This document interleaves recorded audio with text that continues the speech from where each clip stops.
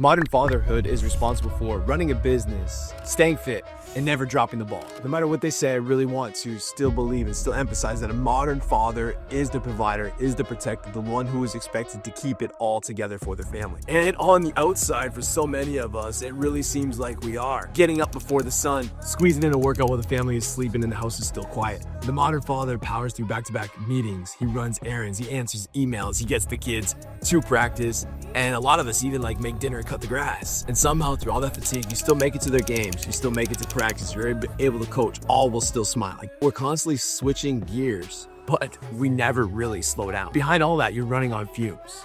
The pressure to show up in every role never quits.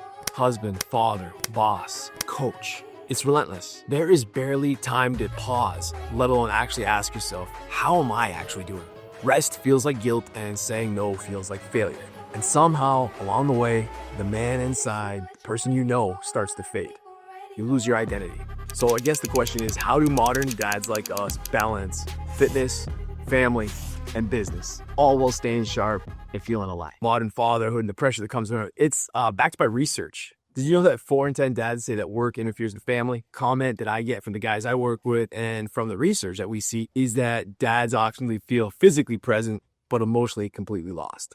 And the guilt is real, fellas. Work notifications draw us away from our family and our commitments, our relationships. And that pride that comes with providing is lost and it's replaced with regret. And during this constant hustle, there is a serious cost. It's a constant cycle.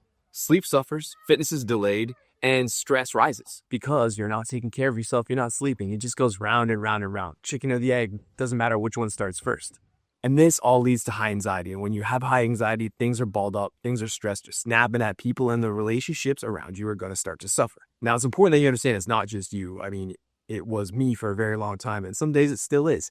And it's a lot of the dudes that I'm working with. You're not alone lying awake, reliving, replaying the moments that you missed. Talk about this all the time. It's not a work-life balance. When work and home clash, damages in health and connection are next.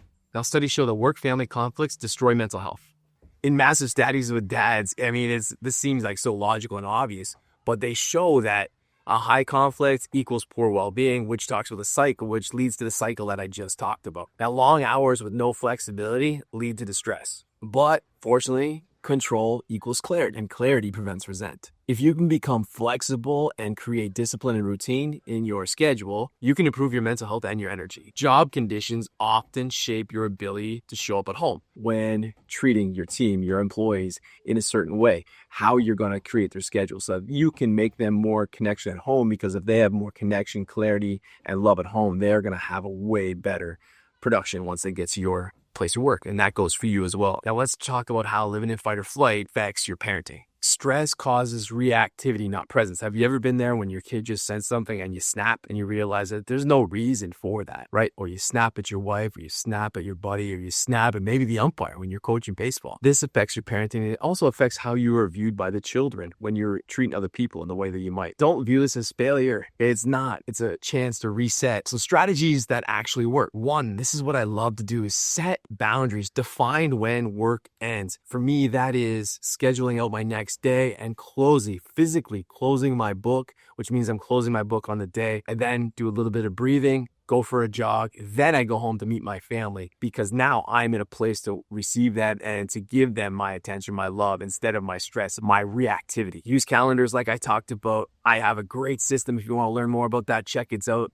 It's called Deliberate Action Planning. It's in one of my other videos, and it's how I prioritize my tasks to help me to stay connected. Just remember that 20 minutes of absolute focus, 60 minutes of absolute focus beats hours of distracted. And that goes for your actual completion of your task and for the connection with your family. Now, be a change agent. There's something we call, there's all kinds of styles of leadership. Rebel leadership is one of them. Promote work-family culture in your workplace and understand that no person's family is more important than the others. Once you understand that, we're all going to bat for each other. Things start to work better, and we start to really take care of each other in the way that these big companies talk about but can't actually do. You, as a leader in your business, in your family, can make these things happen. And remember that leading change empowers others, and it also builds for your future trust with those people that serve you. Now, I really feel like this work-life balance, it isn't a myth. Okay, it's not the term I like to use, but I want to create unison. I want to make sure my life is not built around my job, but my job is built around my life. And that's called discipline.